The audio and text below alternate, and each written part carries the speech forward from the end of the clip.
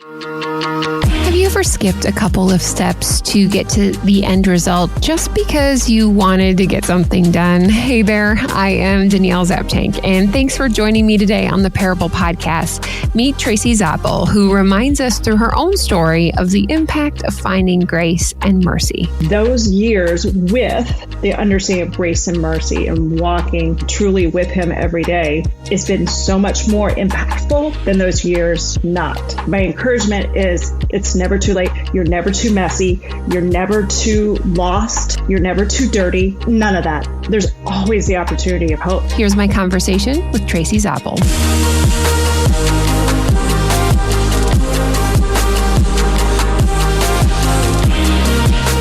Thrilled to introduce you to my friend Tracy. Tracy and I met a couple years ago, I think, through a baton pass event. And I love when connections are made. And so, Tracy, welcome to the Parable Podcast.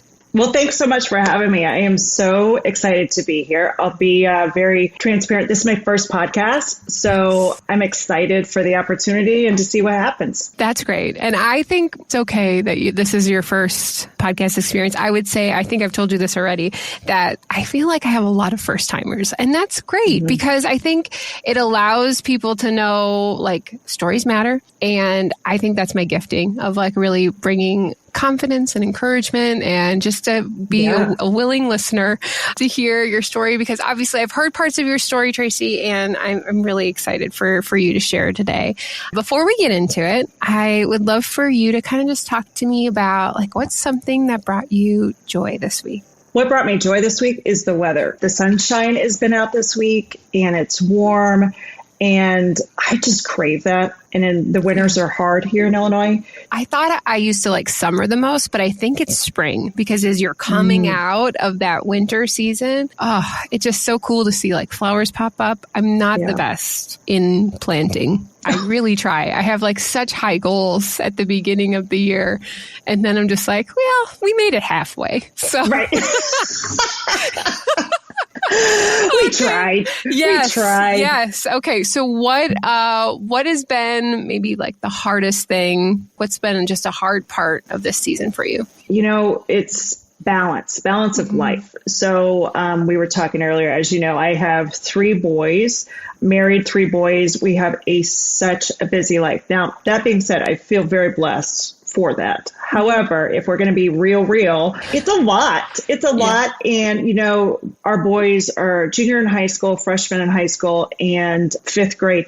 And I feel like our culture here in the United States, it's like the more, the better. Well, it's not. It's not. And you try to tone it back and you try to peel it back, but it just seems like it's constant. And right now, because of our season of life, it's a lot. And I feel exhausted every day. And I'm thinking, okay, am I taking my vitamins? Am I sleeping? Am I, doing all this stuff, but trying to balance it all by being a good mom, being a good wife, by showing up to all the events. And then you think to yourself, do we really have to do this? Do we have to do all this? And then you're right back to where you started. So I think that's the challenge for me right now. I don't know in particular this week, but I mean, there's a lot going on for us right now in our house, and it's all great. And I will miss it when it's all over with. I really, really will. And everybody says, oh, hold on to it. But some days you're like, my gosh, I just want to be on the couch and do nothing but eat popcorn and watch Netflix. But that's not reality. Yeah, I would agree with you on the sense of, and it's like also what I'm trying to do, balance for myself, but how do I reflect that back into our family life so that our kids understand that? There was a mom I met this year, her daughter was a senior, and she was involved in everything. And they were every weekend, they were going somewhere or doing some kind of camp.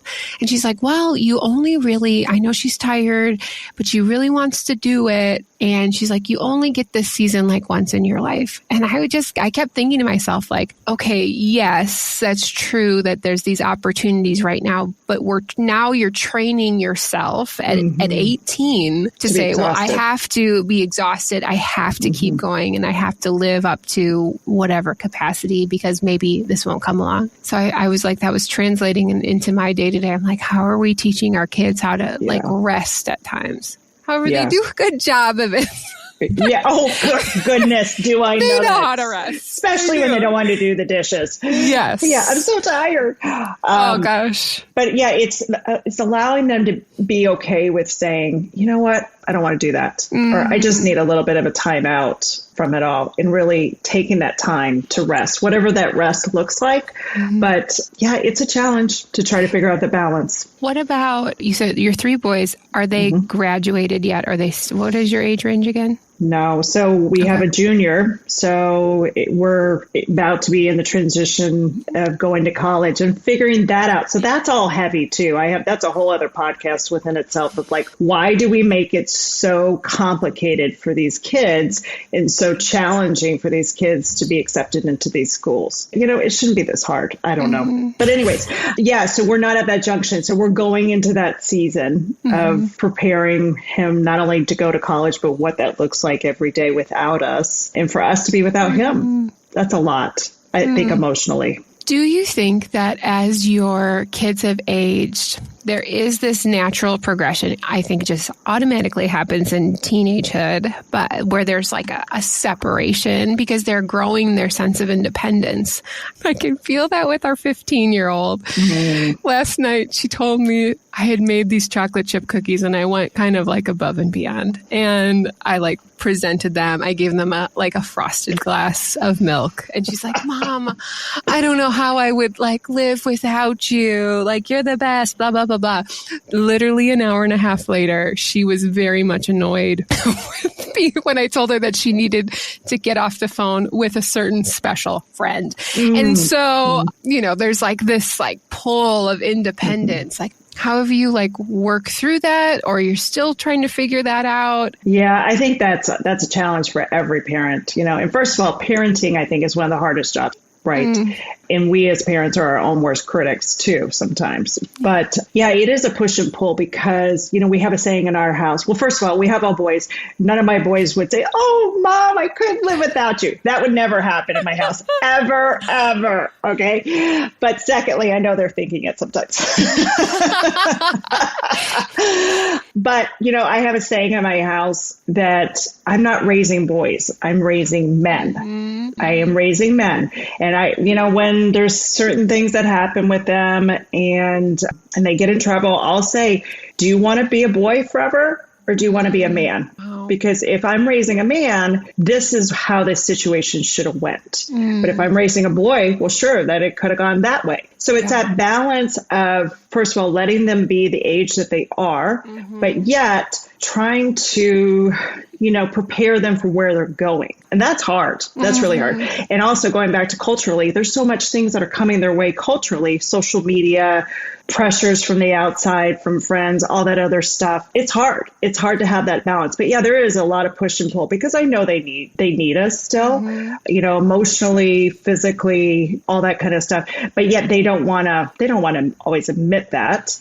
So it's like the give and take of it all, and like knowing when as a mom to step back, let them make mistakes. The big thing right now with high school is to let them speak up for themselves and not be the parent that steps in and does it for them. That is hard. Yeah, that's hard. You want to, but they have to learn how to do that.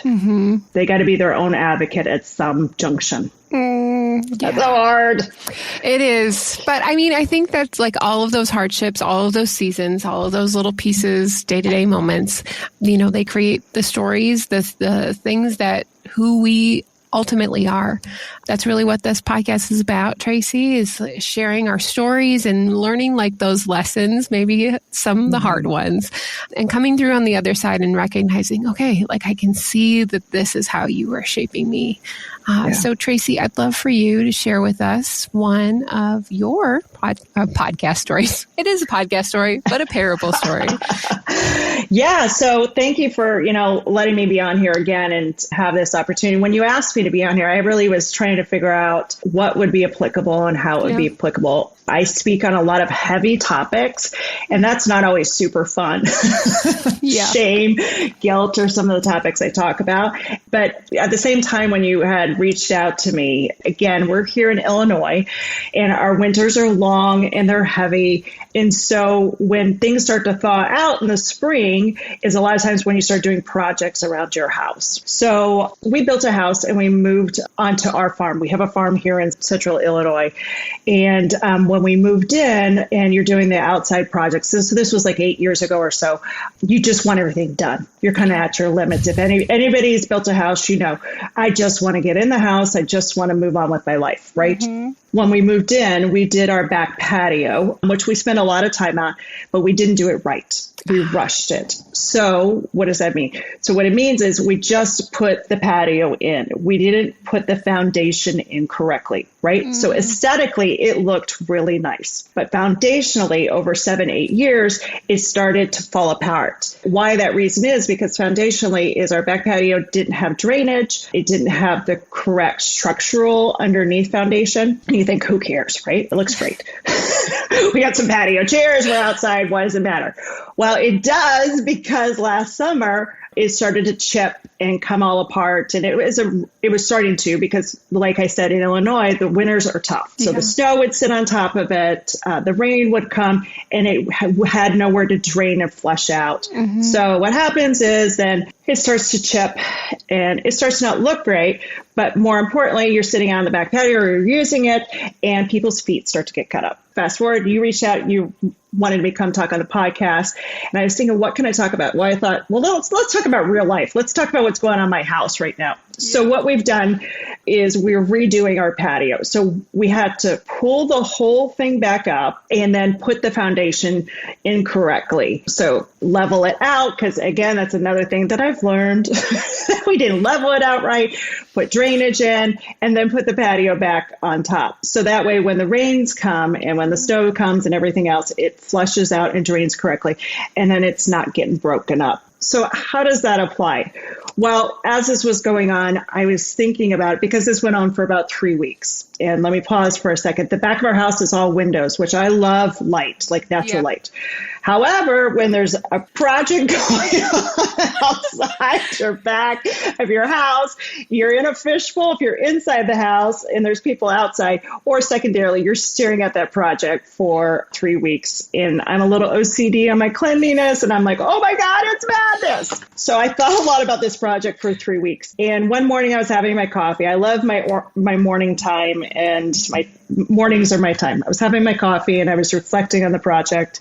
And it just came over me of how much this project of like where we went wrong with it and where we are today fixing it is so much like similar to my walk with the Lord and how I came upon grace and mercy. Now you probably think, well, that's a stretch. What does that mean? So, for a long time, I didn't understand what grace was. Grace was not a word that I grew up with in my house, right or wrong. And, from a dictionary standpoint, I understood what it meant, but I didn't truly understand what it meant. I grew up in the church and I grew up really wanting that relationship with the Lord. But all I thought was when something goes wrong, something goes sideways, you mess up, you ask God forgiveness, you plead God for forgiveness, and then he'll give it to you, and then you move on, and then you just pray you don't mess up again. And so it's just this very transactional, if you will, relationship with the Lord, because that's what I thought, right? And so it was like this cycle of I mess up, I would ask for forgiveness, and then you're back to where you're starting. You pray you don't do it again, but sometimes you do because that's life, right? And life can be really, really messy. But you never feel like, or at least myself, I never felt like truly cleansed and flushed out and understanding, why does he love me this much? Why is he giving me this forgiveness? And then about 14 years ago or something like that, things happened in my life and I truly started to understand what grace and mercy are. And so with that, then I started to really understand how when the Lord gives you grace and mercy, it really flushes you out and you really start to understand this isn't a transactional relationship with the Lord. This is fully 100%. He loves me no matter what I do. He loves me for who I am. I just have to come to him. So going back to the patio, it was like I was putting into terms like that flushing out, taking away all the yuck and the junk, flushing it out, and you're back to the cleanliness of it all. And before it was just sitting there. right? It was sitting there and it was chipping away. And that, I think that's kind of how I felt before I understood what grace and mercy was. It was chipping away at my soul and some beings. I wanted to have that relationship, but I didn't understand it fully and walk completely with him until I understood what grace and mercy is, and so grace is receiving what we do not deserve. So forgiveness, yes, but also his everlasting love, like I was mentioning. No matter how big of a mess you made, he gives you the grace upon it. He gives you salvation, everlasting salvation. And then mercy is withholding or not receiving what we do deserve. So persecution, abandonment. He's never going to leave us. No matter how big of our sin or little of our sin, he's never going to leave us. He's there by our side. What we do deserve is eternal punishment. He's going to still love us and forgive us, and it's going to be okay. So once I started understanding that piece of the Lord, everything changed for me. It was night and day. And so I think that's such a piece of the pie. I just want to really let others understand, if they don't, that no matter how big your mess is or how big your sin is, because we all have it. I mean, if we're going to walk authentically, like that seems to be such a buzzword today, we're all messy.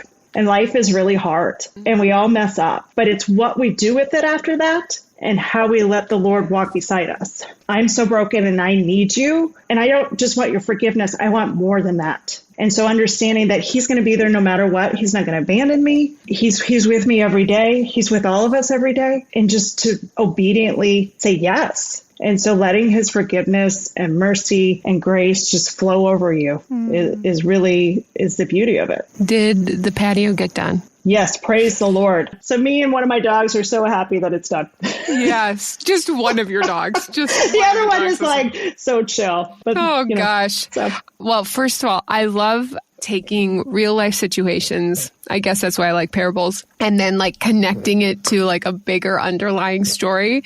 I speak a couple times a year at our church and I always do this where I'm like, people are like, where are you going with this, Danielle? And I'm like, let me tell you how this connects. So this resonates with me quite a bit, Tracy. And I think that so many people use, the words like, we just want something done. We rush into something. And maybe like at first glance, it looks like it's fine. Like everything on the surface looks good. And unfortunately, it's like that deeper layer that either needs to be healed or some other work needs to be done, or maybe it just needs to be adjusted. I would be interested to know, for you, like, did you recognize that in your own life personally? Has there been time and time again where like somebody has to remind you of that? You knew it needed to be done, or has it surprised you and then you realized it after the fact?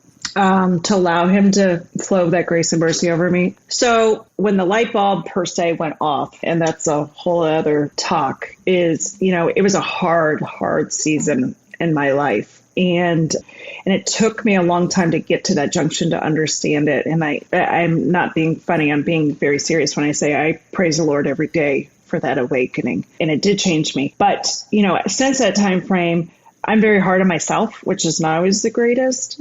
But yeah, sometimes you do need remembrance, and you need that kind of what we were talking about earlier, that time to pause and sit with whatever you're dealing with versus rushing through it. I think that's why I'm so big about my morning time. Yeah. Because it allows me that time to really sit there and be with the Lord. And whether it's doing a devotional or it's doing, there's many things I do in the morning, just reading through pieces of scripture, and to just really let him sit with me and really present everything at his feet, right? Because I think we live, like I said, in a society that is so fast and furious, right? And you just want to pump the brakes. And I think if you don't intentionally make that time to pump the brakes, it's hard to let that saturate and flow through you. Yeah. Because Satan wants us to rush through it. Satan wants us not to feel his love or feel his grace and mercy. Satan wants us to fail and feel that failure, right?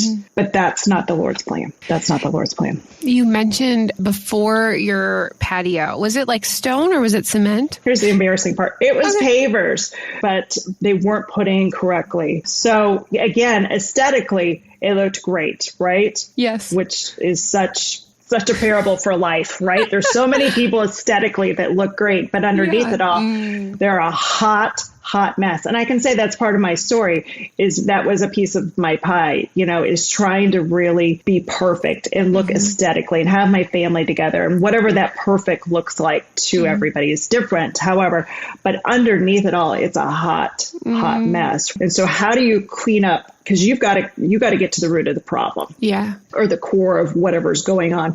Because at the end of the day, you can aesthetically look so great, but if you're a hot mess underneath, it doesn't matter. Yeah, totally agree with you that you have to address those problems first, because you had mentioned that people's feet were getting cut up on the patio. And I think that if, we continue with that analogy, sometimes if that work or whatever is going on in your world, the foundation is not set correctly, that is going to affect other people. And what would be your encouragement of the things where we have to work on ourselves, because that is just going to really affect and help the relationships externally around us in our life? So I think there's a couple pieces to that. I have a birthday coming up in a couple weeks. I love birthdays. I think they're such a gift from the Lord every day and every year you get.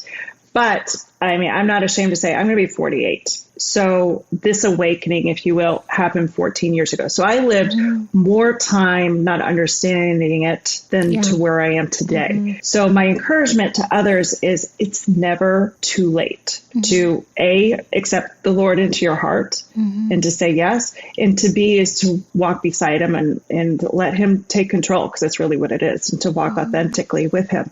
And my encouragement with that is, even though it's only been that amount of time, it's been less than my lifespan thus far of with and without that understanding of grace and mercy. Those years with the understanding of grace and mercy and walking truly with him every day, it's been so much more impactful than those years not. My encouragement is it is never too late. Yeah. You're never too messy. You're never too lost. You're never too dirty. None of that. Yeah. Because there's always the opportunity of hope. That's hope.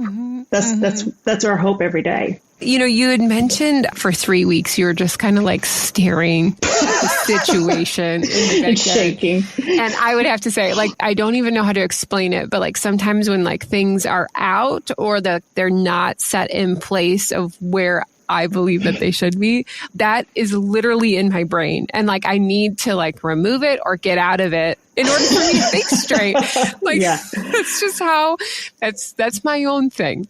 So I can see how 3 weeks, you're just and obviously there's a time that it's going to end. And I think for many of us, we know something is off or there is something that needs to be fixed. And we're staring at it, but we're just I don't really know what next to do. And, you had talked about the grace and mercy, but if somebody's kind of feeling there's something off in my life and I just can't really put a finger on it, what would be your thoughts on how to decipher and drill down into what that is for them? I think there's many people that don't understand it all, and that's okay. And they're trying to figure it out. We're all trying to figure it out, by the way. Those that are still walking with them every day. There's plenty of days I'm thinking, did I get anything right today? Did I just screw it all up? We're all trying to figure it out every day. Nobody's perfect. They're not, no matter what social media says, by the way. Yes. So liars. Liars, all of your liars. But I think the important thing to remember is we don't live in this world alone.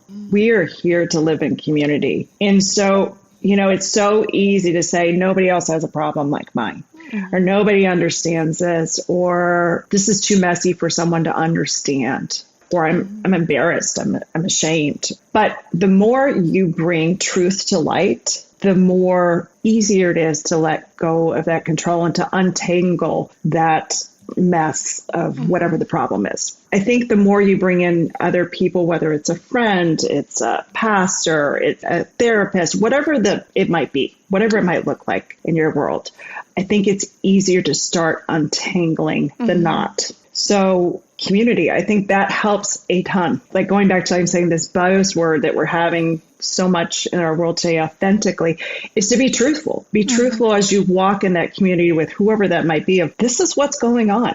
I don't understand it. I don't know how to fix it, but can we just talk? Yeah. And that's hard. That first step of just talking with whoever it might be. And maybe it's just talking with the Lord. And that's okay too. But it's that first step of just truly being with someone else or the Lord and really saying, here's what's going on. How do I take the next step? Right. But you got to start. You got to start somewhere to communicate about it. I am definitely drawn to people who are speaking in an authentic way.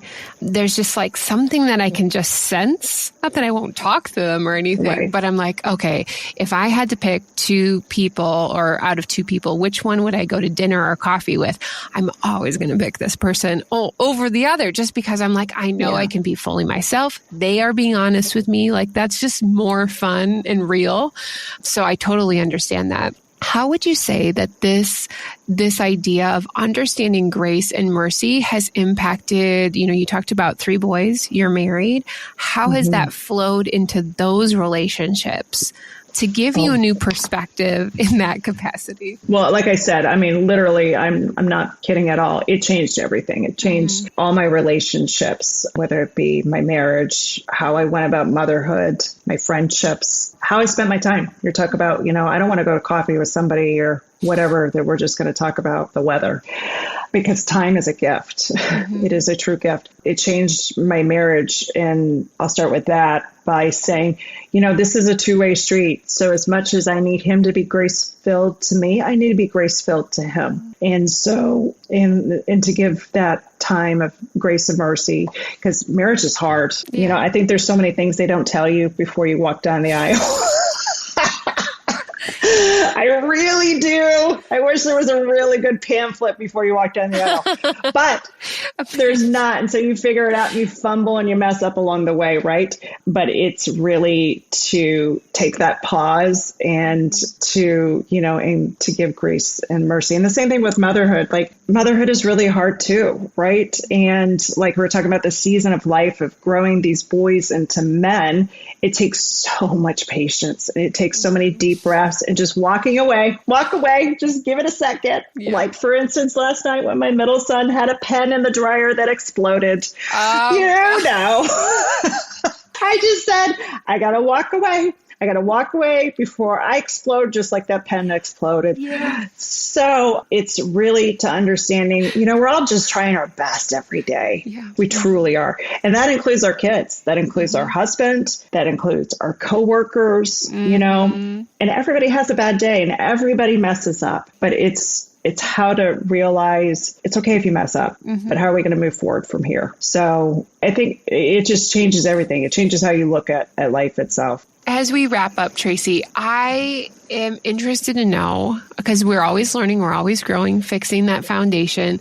What would you say you still want to encourage more grace in for yourself when you think about your day to day? Sometimes like we get like down on ourselves or we're just like, oh, why do I do this?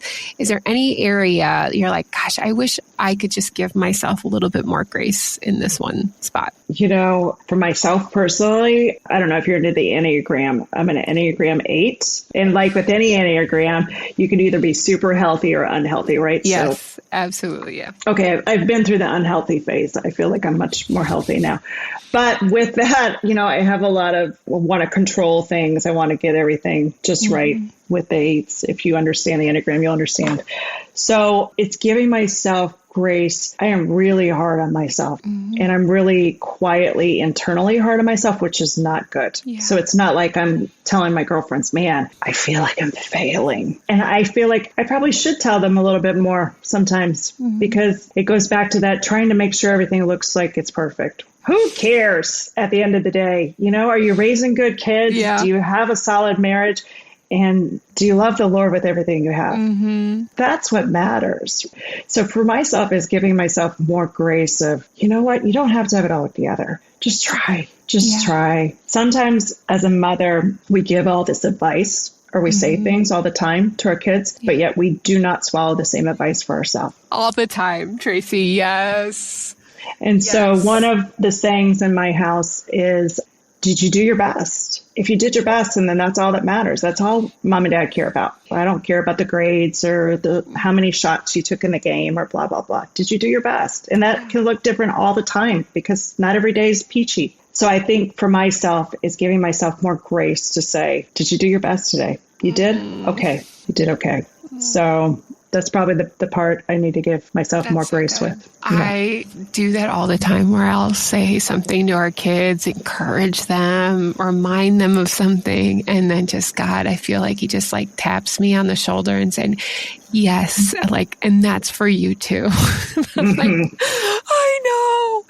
Oh gosh, this was such a great conversation, Tracy. And just, this is what I think is so beautiful about stories is that it can just be so simple, but underlying there is like the grace and the mercy. Like we just need that reminder each and every single day. So Tracy, if people wanted to get connected to you, what is the best way that they could do that? Yeah, I love to chat with others about this. So you can reach out to me per my email and or on my website. My website will just basically take you to my email, but my website is tracyzabel.com. And I'd love to hear from you guys. Well, Tracy, thank you so much for being on the Parable Podcast today. It was my pleasure. Thanks for having me, Danielle. Have you ever come to an end of a big life change, or maybe you're just trying to conquer an IKEA furniture bill? I hope Tracy's story resonated with you today.